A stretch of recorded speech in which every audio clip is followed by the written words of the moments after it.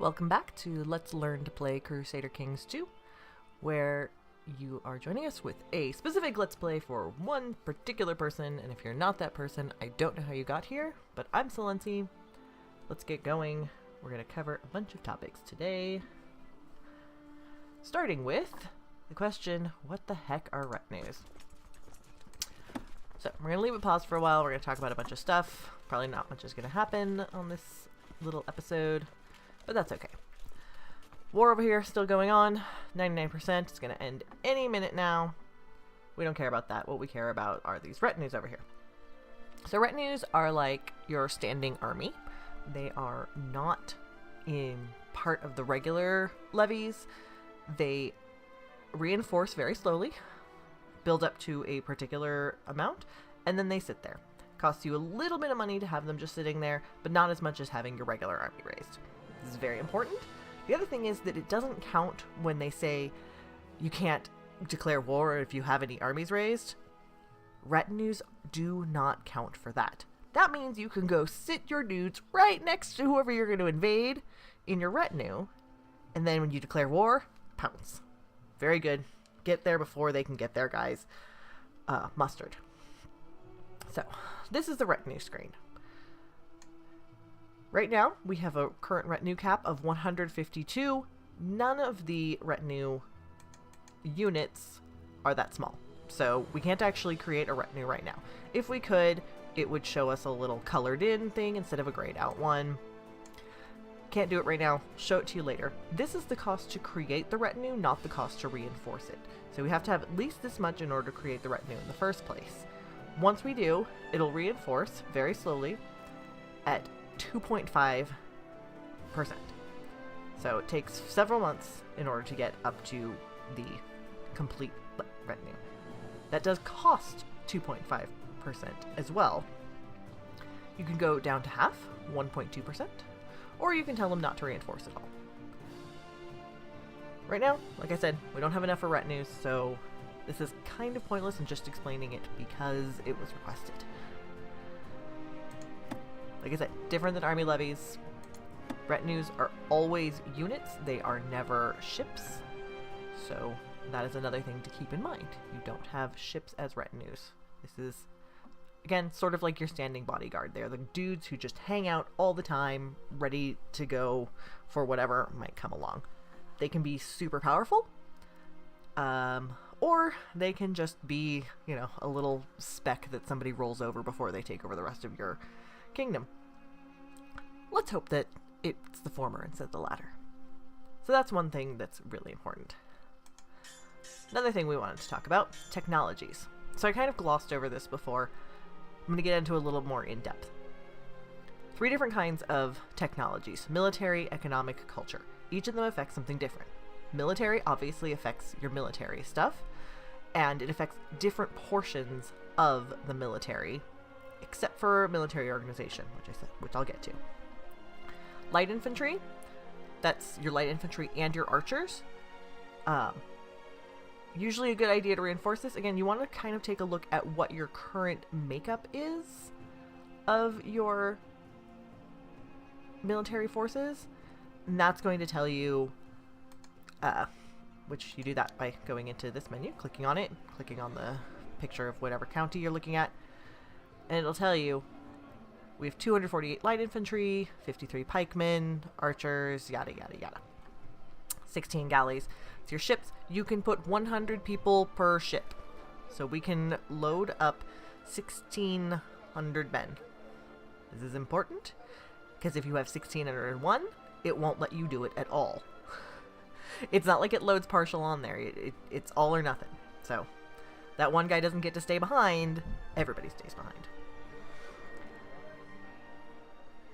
Right, so back to the technology screen. Light infantry is light infantry and archers. Heavy infantry is heavy infantry and pikemen.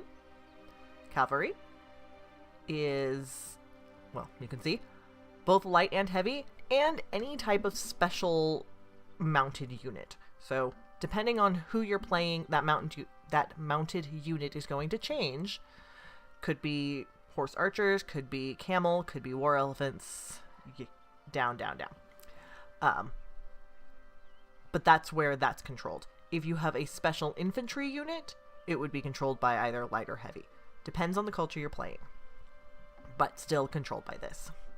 If you had one, it would also tell you here that it existed, so you don't have to guess which one it gets covered by. Siege equipment. This is for both defending against sieges and going on sieges. So you want to get through somebody's defenses faster, you build up siege equipment. You want to protect yourself more, you build up siege equipment. Very, very good. Shipbuilding. So, next step on is shipbuilding. This also unlocks buildings. So this is the only one that crosses over to the economic advances. The bigger, better shipyards, the more ships you can field, the bigger your navy gets, the more people you can transport. There are no naval battles, so that's not a question that's going on here. This is strictly about how many people you can move around. Ships are very expensive to raise, so honestly, I never bother with shipbuilding. I just sort of let it reinforce as it goes. On its own, the only time I wouldn't is if I was starting a very early game where I didn't have any at all. Then I might actually put some into it just so that I can get my ships built a little bit faster, especially if I'm on an island like this.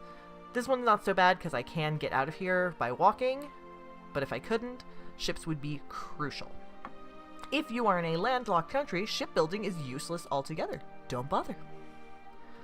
Well, don't bother until you have managed to take over enough of the world that you have coastal areas, but in that case, you've probably taken over people who have better tech than you and who have already built shipyards, so again, you don't really have to bother. Very good. Lastly, my favorite, military organization. This applies to morale, which, again, when you're fighting, you're not actually fighting against the number of people, you're fighting against their morale.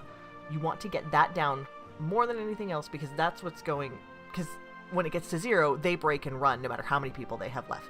That's why sometimes you can go up against an army that's much smaller than you, but they completely decimate you. It's because their morale held on much longer than yours did. It's a really, really important thing to keep your morale up. You want to put people at the head of your armies that have a morale boost to them. Numbers matter, absolutely, but morale matters more. Global supply limit is the next thing. Global supply limit is when you go into another county. Every county, we'll go ahead and click Galloway here, has a supply limit. This is the amount of people that you can move into that territory without running out of supplies. Basically, they can live off the land, you know, kind of keep themselves alive, probably by pillaging and looting. That's war. Too bad. If you move your troops and you have more troops than they have supply, you're going to start losing guys through attrition. So if I move 20,000 people into Galloway, I don't know where I got 20,000 people. Let's just say the Byzantine Empire decides that they're our buddies and they're going to come over. So we move 20,000 people in there, immediately they're going to start losing percentages of guys every single month. Tick, tick, tick, tick, down until they get below this cap, at which point that's where it stops. When you increase your global supply limit, then you increase the supply number in that county. So it goes from 18 to 20 to whatever. Also very good. The really, really important thing about military organization, though, is that retinue number. What it does is it takes the amount of retinue that you earn through buildings and multiplies it by whatever percent you're reading here. This one, when we get to that full 3 block, will be at 450%. So, go back to this. Retinue. Our base retinue camp is 9 plus 20. So 9 from the realm, 20 plus from buildings. So 29 dudes. It is multiplied 427% by the technology. This is really, really important because this is where you get the large retinue numbers. If it's not horribly expensive, get military organization. Fill in this stuff afterwards. Next, economic advances. This is building stuff in your provinces. Pretty much every time you want to build up your main castle here and any cities if they're not building it themselves. Cities because they bring in more taxes. Bishoprics, like I said, if the bishop likes you best and he's willing to give you taxes and troops, then it's worth it. But cities, they always pay you money, and they pay you more money than baronies do. So baronies are going to give you more troops, cities are going to give you more money. Also a very important thing to know. So each of these relates to one of those things. Castle infrastructure, the county itself, and any baronies in it. Town infrastructure, the towns in the thing, so anything run by a mayor. Church infrastructure, anything run by a bishop or cardinal. As you can see, as you raise them, it affects both the tax and the kind of buildings that you can build in that particular holding. Okay, so that's it. Improved keeps goes back to the castle infrastructure. So basically, these two are the ones you're going to be improving first and foremost. Trade practices, basically useless unless you're a merchant republic or on a major trade route. I always ignore them. I mean, completely ignore it. Just let it build as it is. Construction, you know, sometimes I put stuff into construction, but basically it just lowers the building time and the building cost.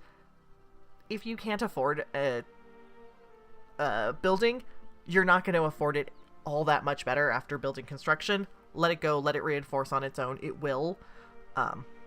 So don't worry about it. These map modes, when you click on them, it shows you how much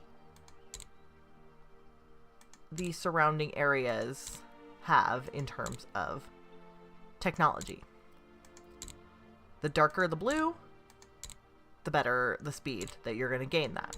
So construction, sorry, what was it? There we go. Improved keeps. You can see it's a little bit darker than the rest. That means that this one is going to go up a little bit faster than the others. Not huge amounts.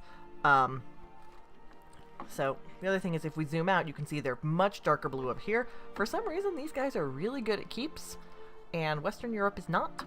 Don't know why. Doesn't really make sense. Trade practices, again, you can see. This is one of those things where if you're going to go steal technology, you want to know these things. But there are other ways of looking at that. So don't bother with these. You don't really need to know them. Doesn't matter. Finally, cultural advances. This is sort of governing how much people like you at any given point in time. Noble customs. This is your nobles, your barons, your counts, your dukes. Whether or not they like you, they're your feudal vassals. Popular customs. This is mayors and burghers. Religious customs, just like you would expect, these are the bishops. So, just like these relate to the holdings, these relate to the people in the holdings. Majesty is sort of analogous to improved keeps in that it helps you unlock different kinds of things in addition to what these unlock. Majesty improves pretty much everything else for these guys. So your short right penalty goes down, your prestige goes up, your piety goes up. Very good. Good thing to improve. Depends on how many people you have. Right now, it would be useless for me to improve noble customs, for example, because I don't have any nobles as my underlings. I only have a mayor and a bishop. So I'm not going to improve noble customs when there's nobody to impress. So majesty, though, that's going to improve everything with everyone. It's a good thing to improve. Tolerance. This, remember how we have our daughter-in-law who doesn't like us because we're a foreign culture? More tolerance makes people like us more when we are not from the same culture or from the same religion. Pretty self-explanatory. Legalism. This one's changed since I started playing it. It used to affect how much domain you had. Now it affects what laws you can do. This one, if we got it, would unlock high crown authority and high centralization. And we're going to centralization next, so we're going to start talking about that. Basically, that's the advances. They gain points based on, you can see, a couple of scores and then your tech attributes. So this one's stewardship and learning. This one's learning and diplomacy. This one's learning and martial. So a good learning score is really key to getting these built up fast. The other way to build them up fast is to send your spy master out and have him steal tech. That, you'll get a random event every now and then. You'll get 50 points randomly into one of these, or he'll be thrown out of that kingdom and they'll yell at you and they won't like you very much. 50-50 shot. Well, a lot less than 50-50. You know what I mean. Alright, so let's go back to laws, because we want to talk about centralization and crown authority and things like that. So crown authority applies when you're talking about a kingdom, but the lower version of that is the centralization. Again, centralization affects vassals, domain. Crown authority affects how much they have to give you. So remember when we were talking about the military stuff, and the law said that there was a minus 30% because 35% because of the laws. That is the crown law of the kingdom, and it is a de jure law. So if you are de jure, not really sure which one actually is. If you are, the crown laws of Ireland are what govern us. We don't have Ireland, so there are no crown authority, which means that there's nothing to change. It's a little bit annoying when you're playing as a petty king. I'll try and get to a king level as quickly as possible so that I can show you the difference. But basically, crown authority is how much power the crown has to command something. Low crown authority or no crown authority, your vassals do whatever they want, they fight with each other, whatever. If you have high crown authority, like super max crown authority, they can't do anything without asking you. Kind of want to strike a balance. Some people like playing really high crown authority, some people like playing really low. I like to kind of get a balance. I like it when they can fight each other a little bit, but sometimes that leads to them consolidating power where I don't want them to, and then you have to go in and do some union busting, and it's a problem. I don't condone union busting, by the way. So that's crown authority. Let's see, what else do we want to talk about? I think inheritance was one of the other questions, but we're going to get to that next time. I'm going to go ahead and stop this here. We'll get to inheritance next time, and also, unpause this and get somewhere in this gameplay. And hey, see if, Harold Tedrade can pull out a win in this war. I don't know, only 99%. Thinking it's going to go to the Godwins. It's not going to go to the Godwins. All right, so see you back in a minute.